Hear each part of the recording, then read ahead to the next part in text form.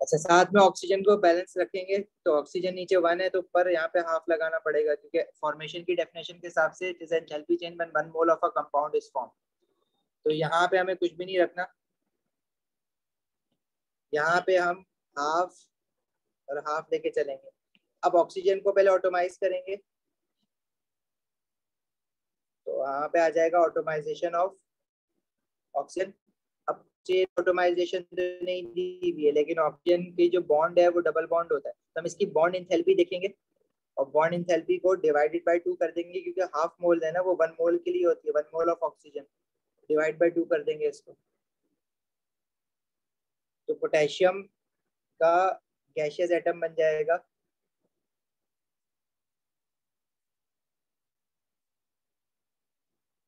फिर sorry oxygen का gaseous atom बन जाएगा। फिर हम क्या करेंगे,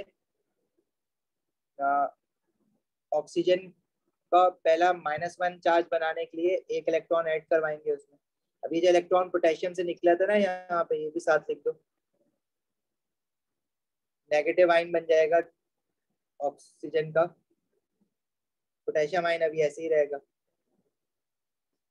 तो 2 इलेक्ट्रॉन निकले ना, तो 2 लिखो। अब यहाँ पे एक इलेक्ट्रॉन रह जाएगा। फर्स्ट इलेक्ट्रॉन एफिनिटी जो है वो उसकी -141 है। अच्छा, फर्स्ट इलेक्ट्रॉन एफिनिटी -1 माइनस में आ गई है, तो मुझे ये साइकिल ये भी गलत बन गई है, जो है नीचे बनानी पड़ेगी, क्योंकि नेगेटिव में है ना। बाकी ये सारी जो है एंडोथर्मिक, एटॉमाइजेशन पॉजिटिव होगी, आयनाइजेशन एनर्जी पॉजिटिव होगी, bond enthalpy of oxygen positive होगी। तो फर्स्ट इलेक्ट्रॉन एफिनिटी जो है वो आपकी ऑक्सीजन का -1 आयन बनेगा, तो वो नेगेटिव में दी हुई है। वो कितनी दी हुई है, -141, यहाँ पे है -141। फिर उसके बाद सेकेंड इलेक्ट्रॉन एफिनिटी प्लस में दी हुई है, मतलब दोबारा से ऊपर जाएगी साइकिल।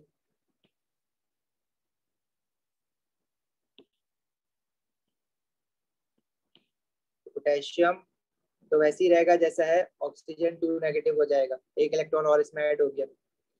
ये दी हुई है +798, 1 मोल ऑफ ऑक्सीजन के लिए दी हुई है, 1 मोल के ही कहानी चल रही है आगे।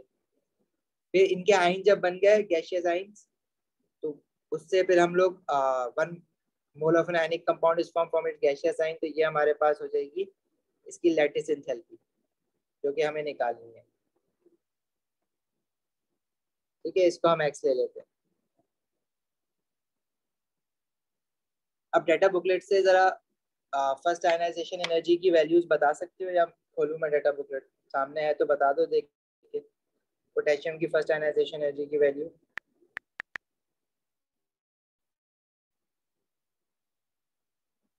अब जो आपके पास पेपर आएगा उसमें ये आयनाइजेशन एनर्जीज की वैल्यू आपके साथ क्वेश्चन में लिखी हुई होंगी सारी। पोटेशियम की फर्स्ट आयनाइजेशन है +418,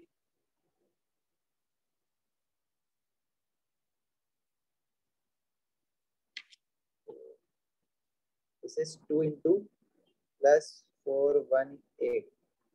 प्लस इसलिए लगा रहे हैं क्योंकि एंडोथर्मिक है ना, हीट एनर्जी एब्जॉर्ब कराई है। ऑटोमाइजेशन ऑफ पोटेशियम तो हमें दी हुई है 89, तो +89 लेंगे उसको। बॉन्ड इंथैल्पी मतलब automisation of oxygen, bond enthalpy divide by 2 करना है ऑक्सीजन की, तो वो जो बॉन्ड इंथैल्पी है वो हमें डाटा बुकलेट से अगेन देखनी पड़ेगी।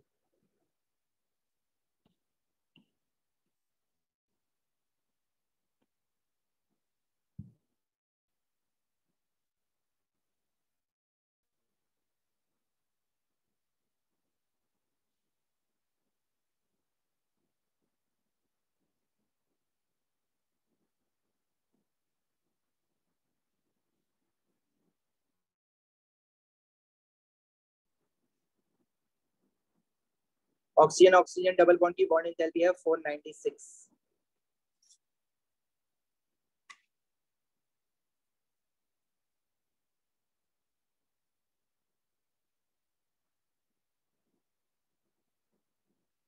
ये हमारे पास यहाँ पे आ जाएगा, दिस इज 4, पॉजिटिव में होगी 496, लेकिन क्योंकि ऑक्सीजन O2 का हाफ मोल हमने लिया हुआ है तो डिवाइड बाय 2 कर देंगे इसको।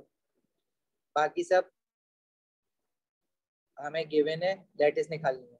तो हम अपनी जो हैसेस लॉ है वो यहाँ से स्टार्ट करें अगर, तो ये सब जो है एरो फॉलो हो रहे थे, सब ऐड होती हुई जाएंगी यहाँ तक। तब ये 2 plus 89 plus 2 into plus 418 plus 496 divided by 2 plus minus 141 first electron affinity of oxygen, second electron affinity है plus 798 is to lattice enthalpy, lattice enthalpy भी ऐड हो रही है बल्कि ना, plus lattice enthalpy is equal to ये वाला arrow जो है ना ये अपोज कर रहा है, तो ये इज इक्वल टू की साइड पे आएगा। फॉर्मेशन ऑफ पोटेशियम ऑक्साइड ये दी हुई है -361 क्वेश्चन में, -361। इसको सॉल्व करोगे तो हमारे पास लैटिस एंथैल्पी आएगा। इसको सॉल्व कर लो और आंसर बता दो। 2 into 89 plus 2 into 418 plus 496 divide by 2 minus 141 plus 798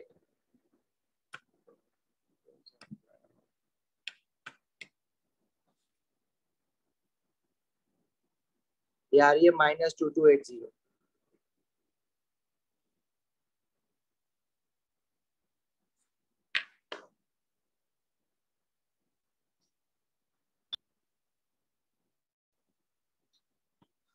एक बार जरा ध्यान से क्वेश्चन को देख लो और बताओ, समझ नहीं आया तो मैं दोबारा करवा देता हूँ, या दोबारा ही कर लेते हैं। चलो इस क्वेश्चन को ना, डिस्टर्बेंस हो गई थी काफी, तो एक बार दोबारा कर लेते हैं पूरा क्वेश्चन। देखो हमें लैटिस एंथैल्पी निकालनी है पोटेशियम ऑक्साइड की। पोटेशियम ऑक्साइड एक आयनिक कंपाउंड है, हमें बॉन्ड रिवर्स साइकिल बनाना पड़ेगा लैटिस एंथैल्पी निकालने के लिए।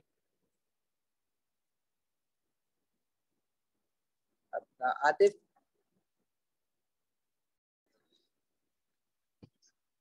अच्छा देखो पोटेशियम ऑक्साइड को हमने इसकी लैटिस एंथैल्पी निकालनी है।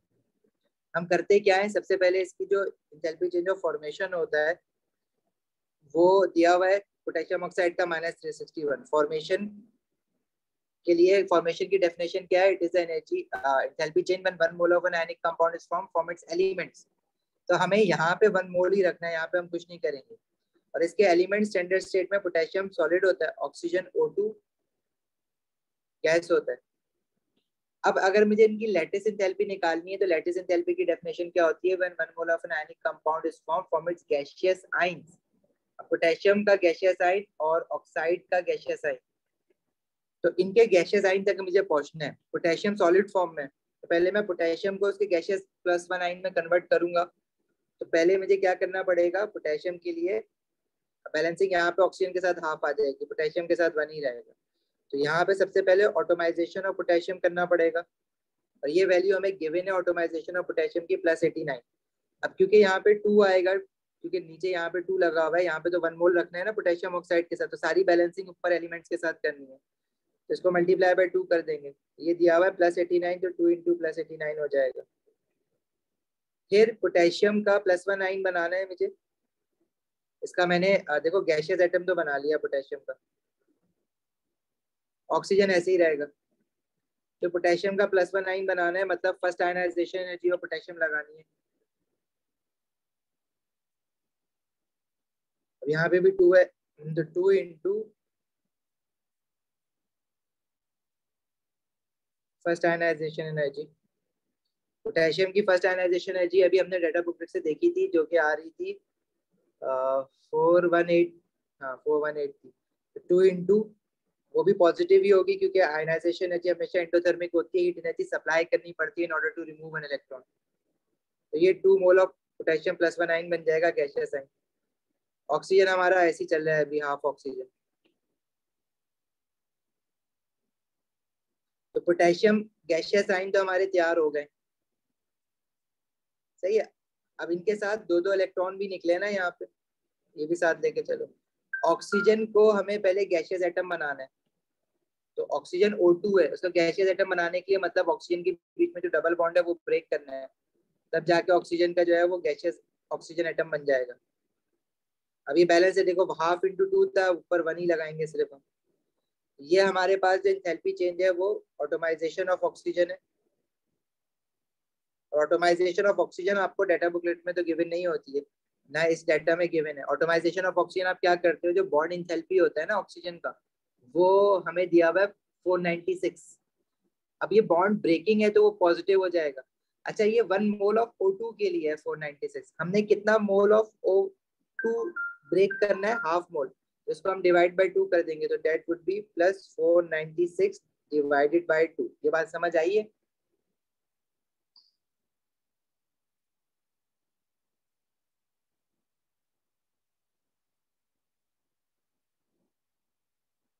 आगे बढ़े।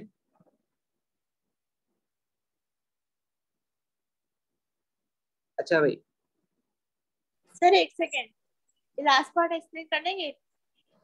टू मैं के ये कह रहा हूँ कि ऑक्सीजन जो है उसकी देखो, ऑक्सीजन की ऑटोमाइजेशन की इक्वेशन क्या होगी। अगर मैं कहूँगा ऑक्सीजन की ऑटोमाइजेशन करनी है, तो ऑक्सीजन का गैसियस एटम बनाना है आपको from it standard state. Standard state में ऑक्सीजन O2 गैस होता है, तो ये वाली जो एंथैल्पी चेंज होगी वो उसकी ऑटोमाइजेशन होगी। अब 1 mole of gaseous oxygen atom बनाना है, तो राइट पे 1 रखना है, तो यहाँ पे हाफ लगाना पड़ेगा। This is the automisation of oxygen. अब ऑक्सीजन की ऑटोमाइजेशन की वैल्यू हमने कैसे देखी, हमने मॉलिक्यूल है उसमें डबल बॉन्ड है, इस डबल बॉन्ड को ब्रेक करने के लिए जो एनर्जी चाहिए वो है 496 किलो जूल्स पर मोल। सही है, मतलब 1 मोल ऑफ ऑक्सीजन अगर O2 है ना, उसको ब्रेक करने के लिए इतनी एनर्जी चाहिए। अगर half a mole of oxygen होगा तो 496/2 चाहिए होगी। यहाँ पे हमने 496 को डिवाइड बाय 2 करा दिया, half a mole of oxygen को ब्रेक किया है ना। सही है। Yes sir. अच्छा, फिर क्या हुआ है,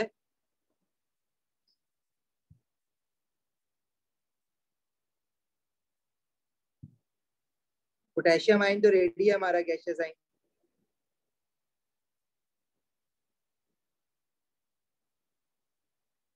और जो ऑक्सीजन है उसका अभी -1 आयन, -2 आयन तक पहुंचना है ऑक्सीजन के। पहले तो -1 आयन बनाएंगे ना, एक इलेक्ट्रॉन ऐड करके, तो वो जो इलेक्ट्रॉन एफिनिटी दी हुई है वो -141 दी हुई है, मतलब नेगेटिव में साइकिल नीचे जा रही है।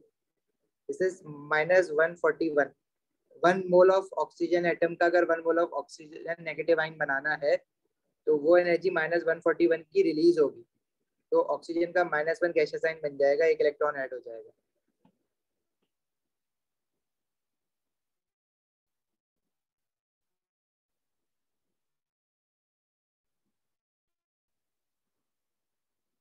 अब ऑक्सीजन में एक इलेक्ट्रॉन और ऐड कराना है, और -2 आयन बनाने के लिए वो जो सेकंड इलेक्ट्रॉन एफिनिटी है वो पॉजिटिव दी हुई है। अब हमारी बात हुई थी ना कि फर्स्ट इलेक्ट्रॉन एफिनिटी नेगेटिव होती है, सेकंड पॉजिटिव होती है, क्योंकि नेक्स्ट इलेक्ट्रॉन ऐड करवाने के लिए एनर्जी देनी पड़ती है, क्योंकि एग्जिस्टिंग इलेक्ट्रॉन जो एक बार आप ऐड करवा चुके हो वो रिपेल करते हैं अपकमिंग इलेक्ट्रॉन्स को।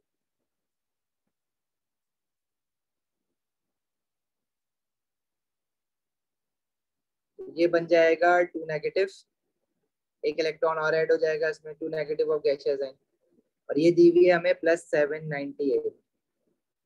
अब ये गैसियस आयन बन गया पोटेशियम का भी और ऑक्साइड का भी, और इससे फिर हम लोग लैटिस एंथैल्पी निकालने के लिए जब इससे आयनिक कंपाउंड बनाएंगे तो वो होगी हमारी लैटिस एंथैल्पी, जो कि अननोन है, वो मुझे निकालनी है। बाकी फॉर्मेशन भी गिवन है, वो है -361। हैसेस साइकिल हमने यहाँ से स्टार्ट की है पोटेशियम से, जहाँ पे वो ग्रीन में शेड कर रहा हूँ। तो ये सारे एरो देखो एक दूसरे को फॉलो कर रहे हैं ना, सबकी हेड इनकी टेल से मिल रही है। ये जो है इधर टेल से मिल रहा है, ये भी फॉलो कर रहा है, और लेट्स वाला भी फॉलो कर रहा है। सारे ना, ये जो मैं शेड कर रहा हूँ ना येलो में, ये सारे एक दूसरे को फॉलो कर रहे हैं। तो ये सबको मैं जो भी इनके साइंस में लिखे हुए हैं इन सबको ऐड करा दूंगा, इक्वल टू के एक साइड पर रख दूंगा सबको। इज इक्वल टू जो फॉर्मेशन वाला एरो है वो देखो इनको अपोज कर रहा है, तो वो इज इक्वल टू के दूसरी साइड पर रख दिया। इसको सॉल्व करोगे तो लैटिस एंथैल्पी की वैल्यू आ जाएगी।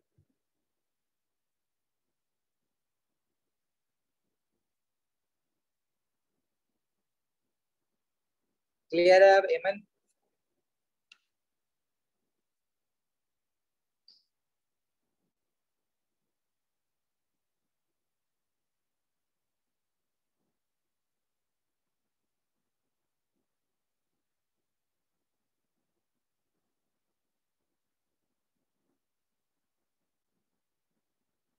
आगे बढ़े।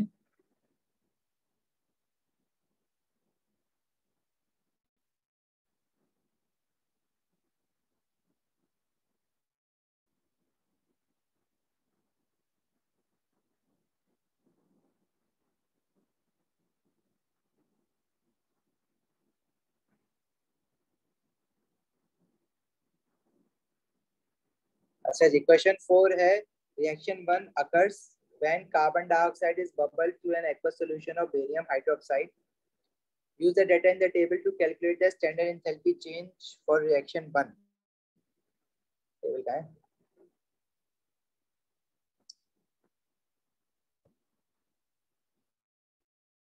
अरे यार एक क्वेश्चन मिसिंग है, टेबल इसका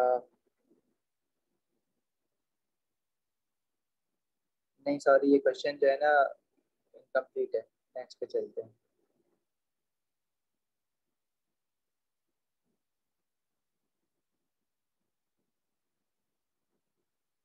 क्वेश्चन 5 है आपका, ये पूछ रहा है कि कौन सी आपका पॉजिटिव होती है, कौन सी नेगेटिव होती है।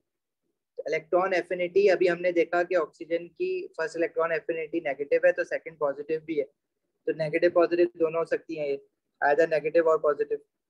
Enthalpy change of automisation, automisation जब 1 mole of a gaseous atom बनाते हैं तो हमेशा एनर्जी एब्जॉर्ब करवाते हैं, ये हमेशा एंडोथर्मिक होती है। आयनाइजेशन हमेशा एंडोथर्मिक होती है, और लैटिस एनर्जी हमेशा नेगेटिव होती है क्योंकि हम लैटिस एनर्जी ऑफ फॉर्मेशन की बात करते हैं। ठीक है, एएस में भी एमसीक्यूज में आता था, ये सब याद रखो कि जो एंथैल्पी चेंज ऑफ फॉर्मेशन है वो आपका पॉजिटिव नेगेटिव दोनों हो सकता है। एंथैल्पी चेंज ऑफ कंबशन जो है वो हमेशा नेगेटिव होता है। एंथैल्पी चेंज ऑफ ऑटोमाइजेशन हमेशा पॉजिटिव होता है। आयनाइजेशन एनर्जी हमेशा पॉजिटिव होती है। लैटिस एंथैल्पी जिसमें 1 mole of an ionic compound बनता है, फॉर्मेशन होती है, नेगेटिव होती है। हमारे सिलेबस में सिर्फ लैटिस एंथैल्पी ऑफ फॉर्मेशन है, डिसोसिएशन नहीं है, मतलब ब्रेकडाउन नहीं है आयनिक कंपाउंड का, ये हमेशा नेगेटिव होती है। इसी तरह आपके पास और क्या रहेगी, एंथैल्पी चेंज ऑफ सॉल्यूशन, ये पॉजिटिव नेगेटिव दोनों हो सकती है। फिर एंथैल्पी चेंज ऑफ हाइड्रेशन, ये भी हमेशा नेगेटिव होती है। इसी तरह जो न्यूट्रलाइजेशन एंथैल्पी होती है when 1 mole of water is formed by the reaction of acid and alkali, ये भी हमेशा नेगेटिव होती है।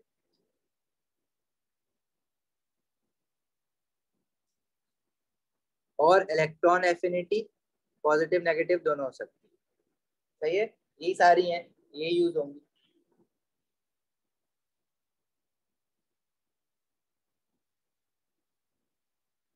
बढ़े आगे। अच्छा, इसने बॉर्न हेबर साइकिल दी भी ऑलरेडी हमें, MgCl2 की। पूछ रहे हैं explain why enthalpy change 4 is greater than enthalpy change 3। Enthalpy change 4 ये है और एंथैल्पी चेंज 3 हमारी ये है। क्या आइडेंटिफाई कर सकते हो कि एंथैल्पी चेंज 3 किस क्या है, क्या हो रहा है इसमें। देखो क्लोरीन तो वैसा का वैसा ही है, मैग्नीशियम गैसियस एटम से गैसियस आयन बन गया +1 आयन, तो ये first ionization energy of magnesium है, मतलब जो एंथैल्पी चेंज 3 है तो first ionization energy of magnesium है। और एंथैल्पी चेंज 4 क्या है, मैग्नीशियम +1 आयन से +2 आयन बना है, तो ये हमारे पास second ionization energy of magnesium है। तो सक्सेसिव आयनाइजेशन एनर्जीज हमेशा इंक्रीज होती है, इसमें हम पढ़ते हैं। तो सेकंड इलेक्ट्रॉन जो रिमूव हो रहा है पॉजिटिव आयन से, तो उसके लिए ज्यादा एनर्जी चाहिए होगी। ठीक है, क्या लिखोगे, second LH4 is second ionization energy of magnesium which is greater than first ionization energy of magnesium. Second ionization energy of magnesium which is greater than first ionization energy. समझ आई ये बात।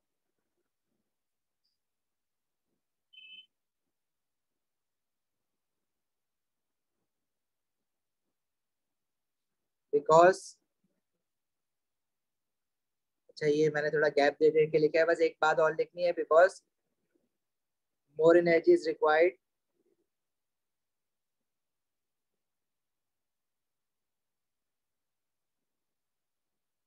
to remove second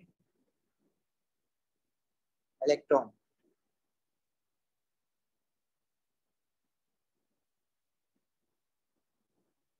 So question next part है what enthalpy changes, what names are given to the enthalpy changes del H6 and del H7. 6 का क्या नाम है और 7 का क्या नाम है? Pretty straightforward, right? 7 क्या है? 1 mole of an ionic compound is formed from its elements under standard states. तो ये क्या है? Enthalpy change of formation. 7 क्या है? It is the enthalpy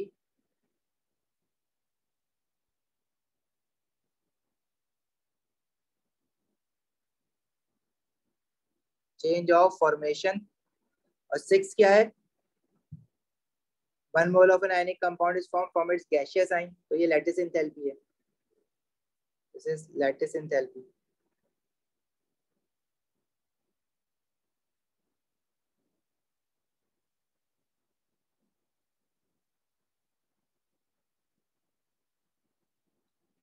चले आगे बढ़े. चलो बाकियों के नाम भी बता सकते हैं क्या? बाकियों के नाम बता सकते हैं जैसे what names are given to changes of enthalpy change in delta H and delta 7. delta 7 के 7H के बताए, मेरा मतलब डेल्टा H7 का बताया और 6 का बताया, बाकी के भी नाम बता दे.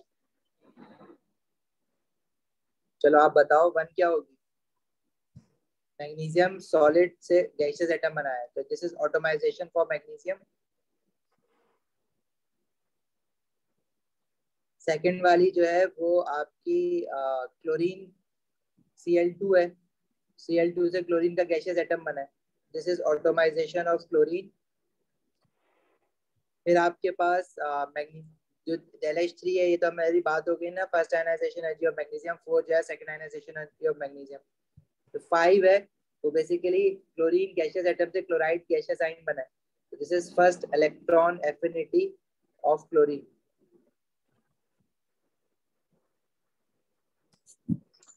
सही है.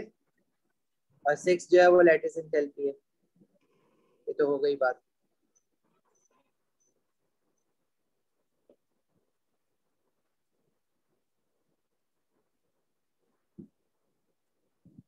सही है, समझ आ गई बात.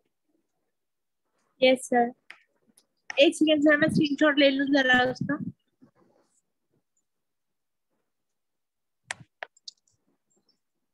बस ले लिया, इसका भी ले लिया बस.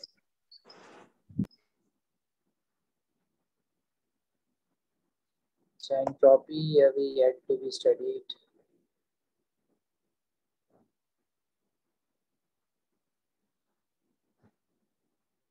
अच्छा क्वेश्चन 7 में कह रहा है most car air bags contain capsule of sodium azide. Sodium azide देखो ओ लेवल से कहीं ना कहीं में ना मिल ही रहा है. सोडियम एजाइड का भी एएस में भी हम क्वेश्चन कर रहे थे. तो देखो एजाइड आइन जो होता है ना वो N3 नेगेटिव आइन है. सोडियम Na+1 है, तब जाके ये फॉर्मूला NaN3 बना है ना. ये सोडियम नाइट्राइड नहीं है. अगर सोडियम नाइट्राइड होता तो नाइट्राइड नाइट्रोजन ग्रुप 15 का है तो 3 नेगेटिव बनाता, तो ये फॉर्मूला Na3N बनता. ये होता है सोडियम नाइट्राइड. लेकिन ये सोडियम नाइट्राइड नहीं है, जब तो उसने नाम भी डिफरेंट लिया हुआ है उसका. ये सोडियम एजाइड है. तो सोडियम तो Na+1 ही है. एजाइड आयन जो है ना वो N3-1 है. अच्छा write an equation for the decomposition of sodium azide. अब देखो कह रहा है कि in a crash the sodium azide decomposes into its elements. अब हमने तो ये इक्वेशन नहीं पढ़ी हुई है इसकी, ना एएस में पढ़ी है ना ओ लेवल में पढ़ी है. बनी भी आ जाती है तो आ जाती है, उससे तो नहीं पढ़ी है कभी. तो वो कह रहा है कि डिकम्पोज अपने एलिमेंट्स में हुआ, तो इसके एलिमेंट्स क्या होंगे? सोडियम होगा. सोडियम की स्टैंडर्ड स्टेट क्या होती है वो लिख दो, सोडियम Na बन जाएगा. और नाइट्रोजन जो है वो N2 गैस होता है. और इसको बैलेंस कर दो बस. ठीक है, तो यहाँ 3/2 लगा देना, बैलेंस हो जाएगा. इस तरह के मार्क्स जो है ना A2 में अक्सर या तो एएस से निकाल रहा होता है ज्यादातर मार्क्स. कभी अच्छे खासे क्वेश्चन ऐसे होते हैं जिसमें एएस की नॉलेज यूज हो रही होती है, या कोई जनरल नॉलेज जो आप ओ लेवल से पढ़ते आ रहे हो. केमिस्ट्री इक्वेशन बनाना या आपके लिए कोई बड़ी बात तो नहीं है. इसी तरह नीचे देखो बॉन्डिंग बनाई हुई है उसने, complete dot and cross diagram. अब डॉट एंड क्रॉस डायग्राम आप ओ लेवल से पढ़ते आ रहे हो कोवलेंट. अब उसने यहाँ पे बता भी दिया कि भाई एजाइड आइन है N3-1. यूज द फॉलोइंग की for the electrons. Nitrogen atom जो है सेंट्रल नाइट्रोजन एटम, उसके लिए आपने डॉट यूज करना है। Electron from the other two nitrogen atom जो राइट और लेफ्ट पर, उसके लिए आपने क्रॉस यूज करना है। और अगर कोई एक्स्ट्रा इलेक्ट्रॉन जिसकी वजह से -1 चार्ज आ रहा है, मतलब 3 नाइट्रोजन एटम ने आपस में बॉन्ड बनाया हुआ है लाइक दिस और उसके ऊपर जो एक एडिशनल चार्ज आ रहा है, वो क्यों आ रहा है? वो कोई एक बाहर से इलेक्ट्रॉन आया हुआ होगा, मतलब ये आपस में दो दो बॉन्ड बनाएंगे। अच्छा, प्रॉब्लम ये है कि अब नाइट्रोजन जो है वो बीच वाला नाइट्रोजन 3 बॉन्ड से ज्यादा नहीं, नाइट्रोजन 3 बॉन्ड बनाता है मैक्सिमम, बीच वाले नाइट्रोजन के 4 बॉन्ड लग रहे हैं। तो ये पहले हमें बना के देखना पड़ेगा कि भाई 4 बॉन्ड या 3 बॉन्ड बन सकते हैं या नहीं बन सकते। लगे किसी एक नाइट्रोजन का अगर आपने यहाँ पे 3 बॉन्ड बना दिए लेट से, और एक का एक बना दिया, तो ये ज्यादा सुटेबल लग रहा है, क्योंकि दो नाइट्रोजन के, इस नाइट्रोजन के 3 बॉन्ड हो गए, इस नाइट्रोजन के लेकिन 4 बॉन्ड हो गए। तो वो 4 बॉन्ड कैसे बना सकता है? उसके पास तो इलेक्ट्रॉन ही अनपेड 3 है, तो मतलब एक जो इलेक्ट्रॉन बाहर से आएगा वो हेल्प करेगा उसको बनाने के लिए। कुछ इसी तरह से सिचुएशन बन रही होगी। तो सेंटर वाले नाइट्रोजन के अगर मैंने डॉट में बनाया है इलेक्ट्रॉन, और लेफ्ट और राइट वाले नाइट्रोजन के क्रॉस में, तो एक बॉन्ड तो ये हो गया इनका, डबल बॉन्ड एक और बना दिया, एक बॉन्ड ये हो गया। सही है। अच्छा, नाइट्रोजन के आउटर शेल में 5 इलेक्ट्रॉन्स होते हैं, तो 2 अगर इसने शेयरिंग पे लगाए में, तो बाकी एक ये हो गया 1 2 3 4, और एक 5th वन ये हो गया। अच्छा, तो सेंटर वाला नाइट्रोजन है, उसके 2 बॉन्ड हो गए लेफ्ट नाइट्रोजन के साथ। राइट वाले के साथ लेफ्ट से मैं कह रहा हूँ कि इसने एक बॉन्ड बनाया हुआ है, 3 बॉन्ड बनाने ना, तो पहले तो 3 ही बनाने की कोशिश करोगे। तो जो आपका राइट वाला नाइट्रोजन है उसके 5 इलेक्ट्रॉन है, एक शेयरिंग पे लग गया, तो बाकी के 1 2 3 4 5 6। अब प्रॉब्लम यह है कि ये बॉन्डिंग पूरी नहीं हुई है। राइट लेफ्ट वाला नाइट्रोजन के तो 3 बॉन्ड बन गए कोवलेंट बॉन्ड, ये इस तरह से मैं बना रहा हूँ, 2 इसके साथ बनाए और एक अभी इसके साथ बनाया। तो सेंटर वाला जो नाइट्रोजन है उसके बारे में हम कह सकते हैं कि भाई इसके 3 बॉन्ड बन गए, ये स्टेबल हो गया। लेफ्ट वाला जो नाइट्रोजन है उसके तो 3 बॉन्ड नहीं बने, और राइट वाले नाइट्रोजन का तो एक ही बॉन्ड बना है अभी। सही है। अच्छा, सेंटर वाला जो नाइट्रोजन है उसके ऊपर भी तो एक आपका क्या कहते हैं 5 इलेक्ट्रॉन होते हैं ना, तो 3 शेयरिंग पे लगाए, बाकी एक लोन पेयर होगा उसका पूरा। अब नाइट्रोजन डेटिव बॉन्ड बना सकता है, तो क्या पता ये वाला नाइट्रोजन है, ये अगर राइट वाले नाइट्रोजन को एक इलेक्ट्रॉन दे दे और उसके साथ एक और बॉन्ड बना ले, मतलब एक डेटिव बॉन्ड बन जाए लाइक दिस।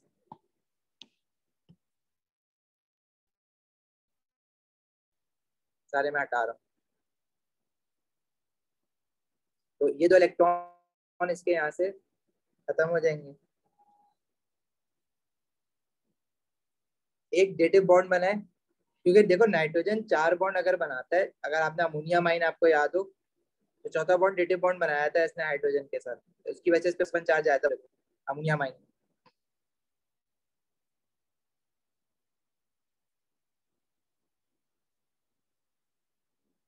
तो ये डेटिव बॉन्ड बनाया हुआ होगा, और कोई पॉसिबिलिटी बन नहीं रही है। अगर मैं नाइट्रोजन के इलेक्ट्रॉन्स काउंट करूं, तो देखो भाई राइट वाले नाइट्रोजन के 1 2 3 4 ये रहे, 5 6 7 8, शेयरिंग पे लगने के बाद 8 इलेक्ट्रॉन्स आ रहे हैं। तो राइट वाले नाइट्रोजन तो हो गया पूरा। मिडिल वाला जो नाइट्रोजन है उसके 3 इलेक्ट्रॉन जो शेयरिंग पे लगे हुए बदले में 1 2 3 4 5 6 7 8, उसके भी शेयरिंग की वजह से 8 इलेक्ट्रॉन्स पूरे हो रहे हैं। लेफ्ट वाला नाइट्रोजन है, उसके शेयरिंग पे कितने लगे हुए हैं? 2 इलेक्ट्रॉन शेयरिंग पे लगे हुए, बदले में 2 है 4 5 6 7, एक इलेक्ट्रॉन इसके पास शॉर्ट है। इसके बाद बाहर से इलेक्ट्रॉन आया होगा, जो कि वो कह रहा है कि आप बॉक्स से स्क्वायर बनाओ उसके लिए। इसकी वजह से एक इलेक्ट्रॉन एडिशनल आया हुआ है इनके पास, तो इनके जितने भी प्रोटॉन्स हैं उससे एक, क्योंकि 3 नाइट्रोजन है, 3 नाइट्रोजन का मतलब क्या है कि एक नाइट्रोजन के पास 7 प्रोटॉन्स होते हैं, तो टोटल 21 प्रोटॉन्स होंगे। अगर इलेक्ट्रॉन्स भी इनके 21 ही होते टोटल, तो इन पे चार्ज 0 होता, लेकिन इलेक्ट्रॉन एक बाहर से आया हुआ, तो टोटल 22 इलेक्ट्रॉन्स है, मतलब एक -1 चार्ज आ रहा है इनको। अब देखो ये कुछ भी आ सकता है। अब आप ये एक्सपेक्ट नहीं कर सकते कि भाई 5 6 तरह की मैं मॉलिक्यूल जो है उनकी बॉन्डिंग पढ़ के चला जाऊं, वही आ रहा होगा, लेकिन ऐसा है नहीं, कभी भी कुछ भी दिया हुआ है इसमें। तो प्रॉब्लम यह है कि ये आपको एग्जाम में A2 के पेपर में जिस तरह की चीज आएगी ना, ये बैठ के आपको दिमाग लगाना है, और उसका ये सही हो इसकी गारंटी बहुत कम है, लेकिन ये है भी 3 मार्क्स का। तो आपको तीनों के तीनों मार्क्स एग्जैक्ट सही बनाने पे नहीं मिलेंगे, बीच वाला नाइट्रोजन सही बन गया, राइट या लेफ्ट वाला सही बन गया तो कहीं ना कहीं आपको 1-2 मार्क्स मिल जाएंगे उसमें। लेकिन हाँ, इसमें मार्क्स कटने के चांसेस बहुत ज्यादा है।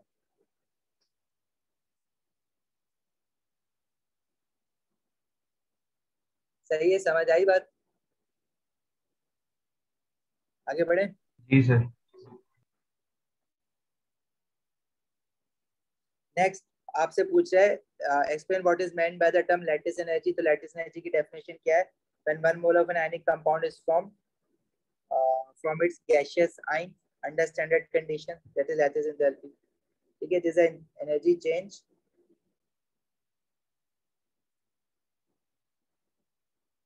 when 1 mole of an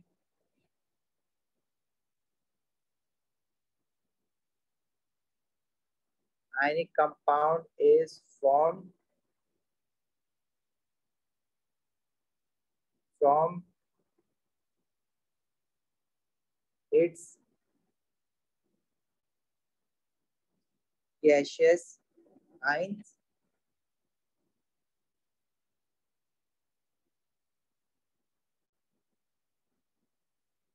under standard conditions. Explain why lattice energy represents an exothermic change. क्योंकि ये हम लैटिस एनर्जी जो पढ़ते हैं वो formation bond, ionic bond formation के लिए पढ़ रहे होते हैं ना, ब्रेकिंग के लिए पढ़ते ही नहीं है, हमेशा बनाने के लिए पढ़ेंगे। जैसे सोडियम आयन गैसियस आयन और क्लोराइड गैसियस आयन मिलकर सोडियम क्लोराइड बनाएगा आयनिक कंपाउंड। तो this is bond formation enthalpy. तो heat energy is always released, इसलिए हमेशा नेगेटिव ही होगी। मुनीब बेटा E2 की क्लास चल रही है, आपकी 9 बजे थी।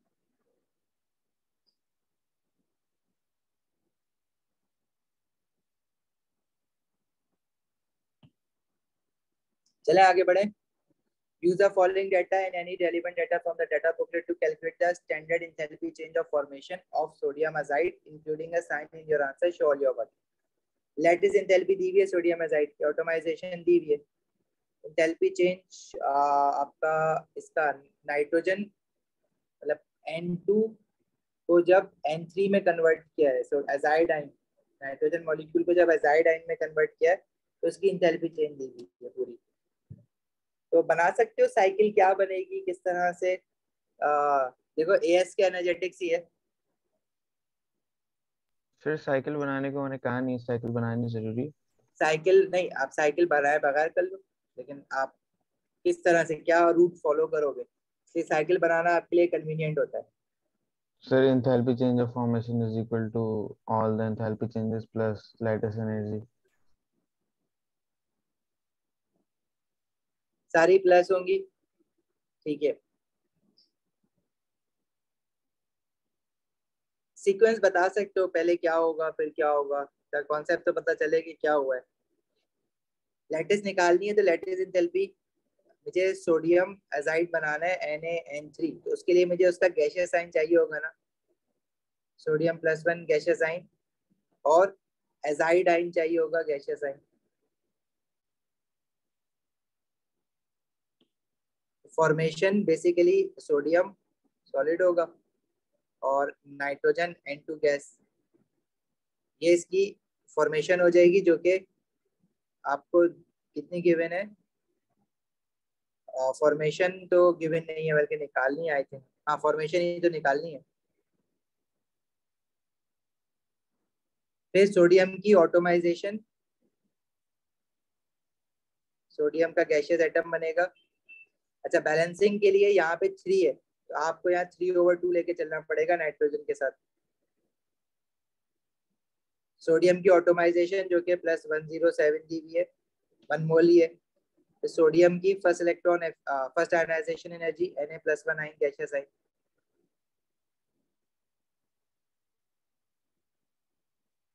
तो डाटा बुकलेट से देखोगे, है पढ़ी हुई डाटा बुकलेट सामने, तो देख के बता दो कितनी आ रही है।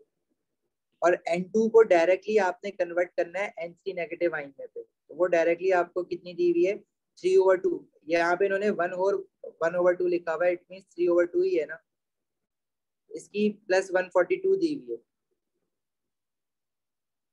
ये है लैटिस इंथैल्पी इसकी, जो कि -732 गिवन है। तो बस first ionization energy of sodium देख लो डाटा बुकलेट से, बाकी सब तो आपको गिवन है। तो आप यहाँ से अगर स्टार्ट करते हो, इन सबको ऐड करना है, +107 फर्स्ट आयनाइजेशन एनर्जी सोडियम की, और फिर +142, फिर +-732 is equals to enthalpy change of formation। बता रहे हो first ionization energy of sodium.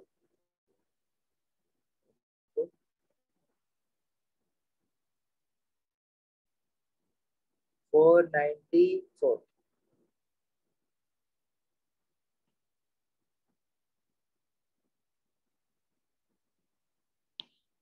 समझ आई बात?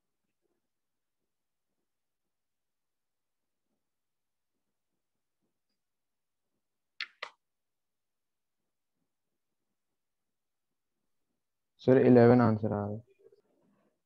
प्लस या माइनस? प्लस।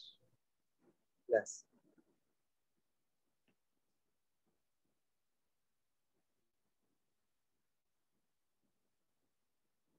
अच्छा, इसके बाद वो कह रहा है कि lettuce energy of rubidium azide. अब ये रुबिडियम अजाइड ही है, क्योंकि रुबिडियम ग्रुप 1 का होता है, +1 होता है, मतलब ये अजाइड आयन के साथ इसने बॉन्ड बनाया है। कह रहा है -636 किलोजूल पर मोल है। अच्छा, कह रहा है suggest by the lattice energy of sodium azide is -732 is more exothermic than that of the rubidium azide. तो देखो, रुबिडियम अजाइड जब बना है, यानी वो रुबिडियम गैसियस आयन होगा और एजाइड गैसियस आयन है। तो सोडियम एजाइड बना है, इसमें हमारे पास सोडियम गैसियस आयन होगा और एजाइड गैसियस आयन है। तो एनाइन तो सेम ही है, सिर्फ कैटाइन का फर्क है ना। सोडियम ग्रुप 1 में ऊपर होता है, रुबिडियम जो है वो नीचे होता है। सोडियम के बाद पोटेशियम आता है, फिर रुबिडियम आता है। हाँ, चार्ज तो +1 है, लेकिन फर्क क्या है कि रुबिडियम का साइज बड़ा है। तो cationic size of rubidium is larger due to which charge density is smaller.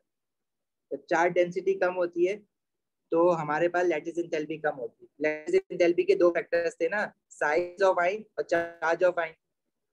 Size of ion जब बढ़ता है, लैटिस एंथैल्पी कम होती है। ये पढ़ा था ना कि डायरेक्टली प्रोपोर्शनल टू चार्ज है, चार्ज जितना ज्यादा होगा कैटाइन का, उतनी ज्यादा लैटिस एंथैल्पी होगी, और साइज जितना ज्यादा बड़ा होगा कैटाइन या एनाइन दोनों का size of ion, lattice enthalpy उतनी कम होगी। Rubidium ion is larger than sodium ion, so it has smaller charge density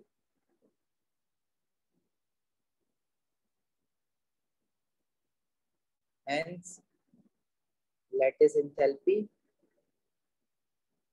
is less exothermic। सही? सर उन्होंने सोडियम एजाइड का नहीं पूछा था। सोडियम एजाइड का पूछा हुआ है, तो उसके टर्म्स में लिख दो। हाँ, सही कह रहे हो। Sodium ion is smaller than rubidium ion, so it has a larger charge density, so it is more exothermic। ये लो, sodium ion is larger than rubidium ion, so it has a higher या larger, बल्कि higher लिखो, चार्जेस के लिए higher लिखते हैं, higher charge density so it is more exothermic. वीडियम के लिए भी लिख दोगे तो एक्सेप्टेबल है। एक्सप्लेनेशन तो हो गई ना।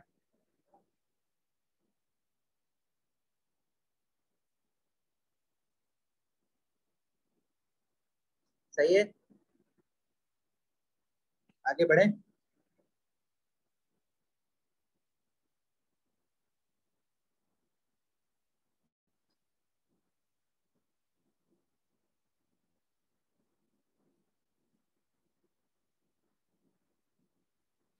चाहिए हाइड्रेशन वाला भी क्वेश्चन कर लेते हैं। हाइड्रेशन एंथैल्पी याद है ना, when 1 mole of a gaseous ion, किसी भी चीज का, जैसे कैल्शियम का गैसियस साइन है, वो dissolve in water to form 1 mole of a aqueous ion. This enthalpy change is known as hydration enthalpy.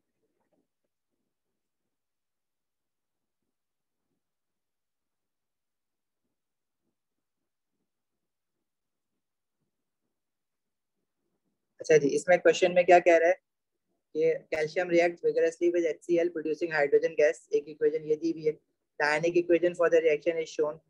ठीक है, construct a fully labeled Hass's law cycle to connect each side of this equation to the relevant gas phase ions। Gas phase ions इनके क्या होंगे? Calcium का gas phase आइन क्या होगा? Calcium gaseous आइन। क्लोरीन का गैस फेज आइन क्या होगा? क्लोराइड गैसियस आइन।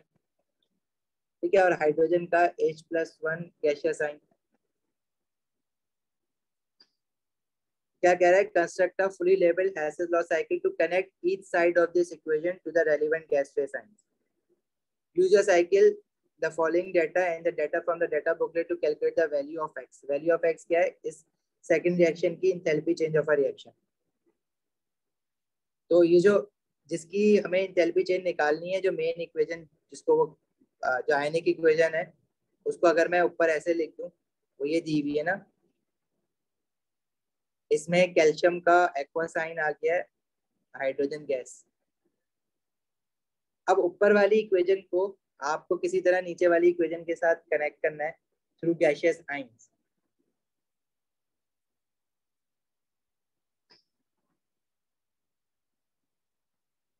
अच्छा, बेसिकली ये जो हमारे पास सेकंड वाली इक्वेशन है ना, to connect each side of this equation, मतलब ये वाली जो इक्वेशन है, इसकी जो लेफ्ट और राइट साइड है उसको कनेक्ट करना है गैसियस आइन से, ऊपर वाली इक्वेशन से कनेक्ट नहीं करना है। Each side of this equation मतलब इस इक्वेशन की बात कर रहा है, इसकी लेफ्ट और राइट को गैसियस आइन से कनेक्ट करना है। तो गैसियस आइन क्या होंगे इनके भाई? इसका कैल्शियम का गैसियस आइन क्या हो जाएगा? 2 पॉजिटिव आइन। और इसमें दूसरा एलिमेंट कौन सा है? हाइड्रोजन है, तो हाइड्रोजन का गैसियस आइन क्या हो जाएगा? H पॉजिटिव गैसियस आइन।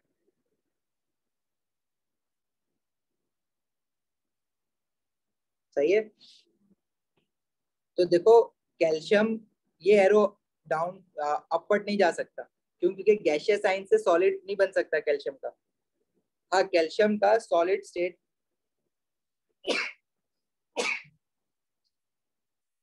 सॉरी,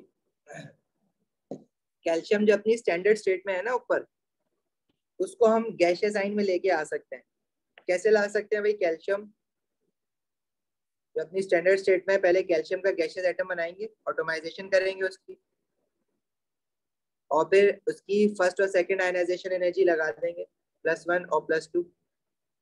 इस तरह से बन जाएगा कैल्शियम का गैसियस साइन। तो इस तरह से एरो मुझे ऊपर से नीचे बनाना पड़ेगा इसमें।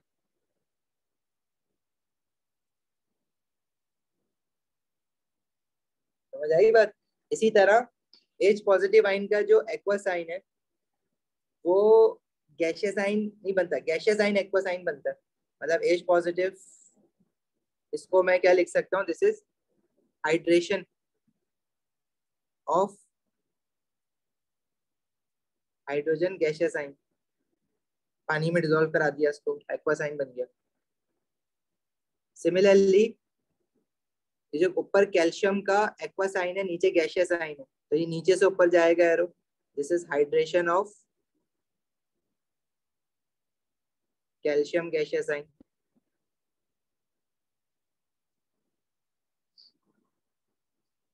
इसी तरह हाइड्रोजन H2 गैस से H पॉजिटिव गैसियस आयन बन सकता है। किस तरह से बनेगा? पहले तो हम इसकी बॉन्ड एंथैल्पी जो होगी हाइड्रोजन की, ऊपर 1 मोल ऑफ हाइड्रोजन गैस है ना, बॉन्ड एंथैल्पी डिवाइड बाय 2, उसको ब्रेक करेंगे, हाइड्रोजन का गैसियस एटम बनेगा पहले, और फिर उसका एक इलेक्ट्रॉन रिमूव कराएंगे।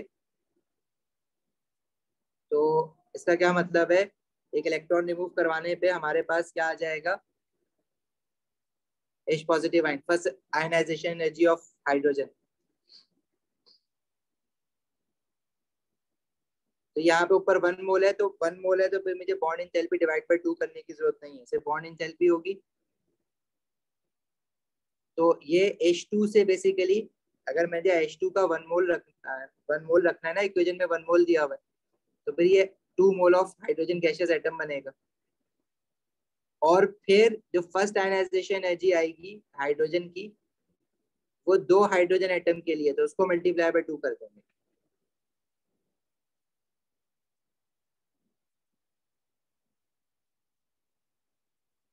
समझ आइए ये साइकिल?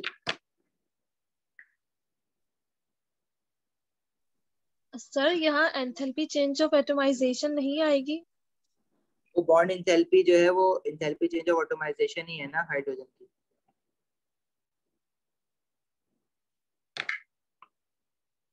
तो हाइड्रोजन की बॉन्ड एटमाइजेशन तो दी भी नहीं है ना क्वेश्चन में, तो वो डाटा बुकलेट से हम उसकी बॉन्ड एंथैल्पी जो है उसको ब्रेक करेंगे तो वो ऑटोमाइज ही हो जाएगा। अगर H2 में बीच में जो बॉन्ड है हाइड्रोजन हाइड्रोजन एटम के बीच में, उसको ब्रेक करेंगे तो हाइड्रोजन के गैसियस एटम बन जाएंगे।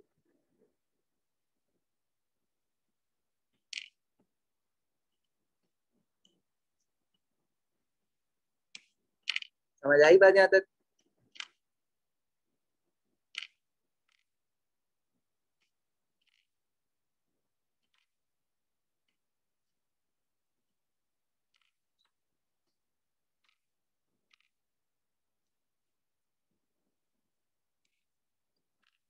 हेमंत, जी सर। कुमैल, मरियम, फैज, साइकिल आ गया है समझ? जी सर। अच्छा, अब उसने कहा है कि साइकिल को यूज करके आपने एक्स की वैल्यू भी निकालनी है। एक्स क्या है?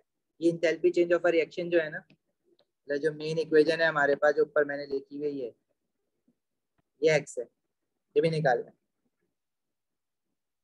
तो इन सबकी वैल्यूज जो है ना, देखो ये जो है ना कैल्शियम, ये सारी वैल्यूज, ये आपको कैल्शियम का पहले ऑटोमाइजेशन जो कि आपको गिवन है +178, फिर first ionization energy of calcium and second ionization energy of calcium आप डाटा बुकलेट से देखोगे।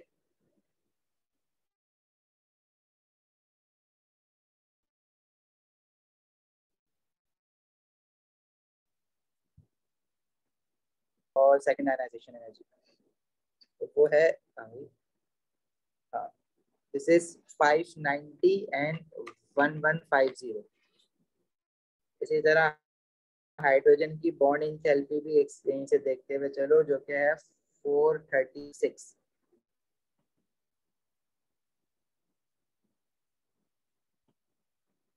This is 590 1150।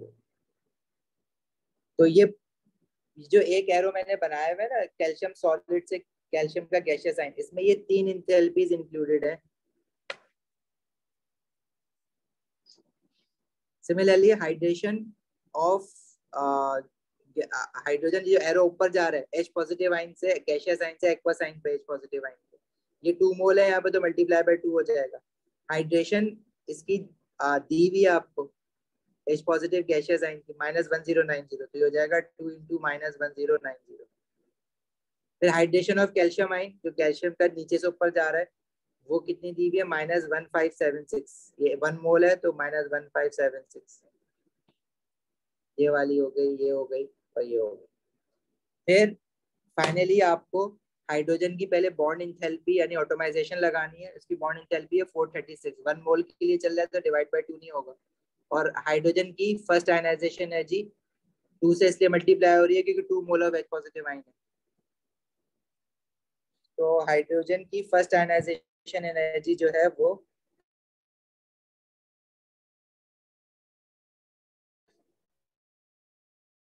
Again data booklet पे जाना पड़ेगा 1310 दिस इज प्लस 1310। अब जो मैं हैसेस लॉ लगा रहा हूँ वो यूं लगा रहा हूँ, मैं अपना ये वाला रूट लेके चल रहा हूँ, तो मेरे रूट में जो एरो रूट को फॉलो कर रहा है, जैसे ये मैंने नंबर दे देता हूँ ताकि इजली समझा सकूं।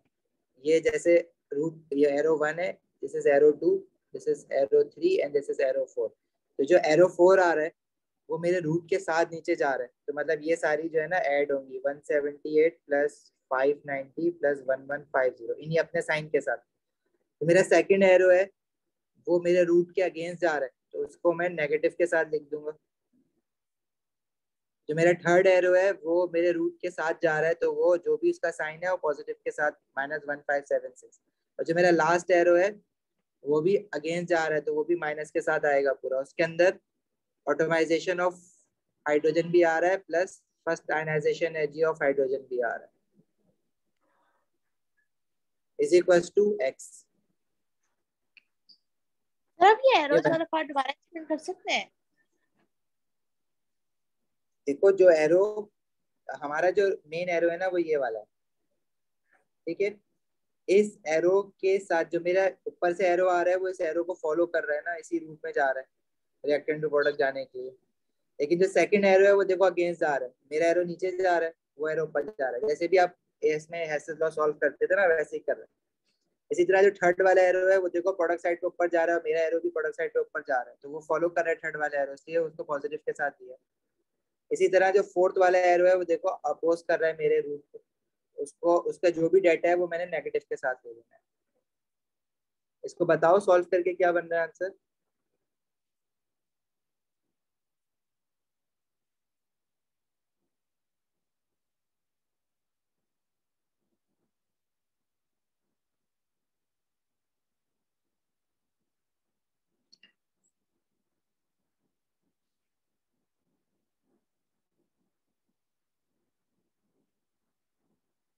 सॉल्व किया किसी ने?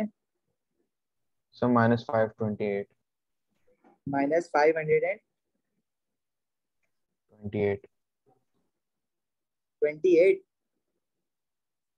जी सर, 528 -528। -528 आंसर नहीं है इसका, 534 है, ये चेक कर लो।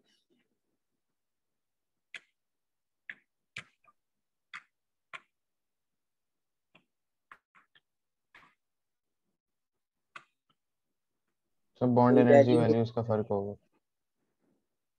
हाँ हो सकता है, क्वेश्चन का यार देख लो, एक मिनट में बताता हूँ। जून 16 में नहीं यार, होना तो नहीं चाहिए, डाटा बुकलेट तो 16 वाली फॉलो हुई थी सेम। कोई डिजिट लिखने में मेरा तो -534 ही आ रहा है जो मैंने लिखी है इक्वेशन। से तुमने कैलकुलेटर में लिखते में कोई 2 नंबर आगे पीछे कर दिए होंगे, ये 76 को अच्छा 67 लिख देते हैं, यहाँ पे भी गलती हो जाती है। पर रीचेक कर लेना, ये आ रहा है -534 किलो जूल पर मोल। सही है। जी सर।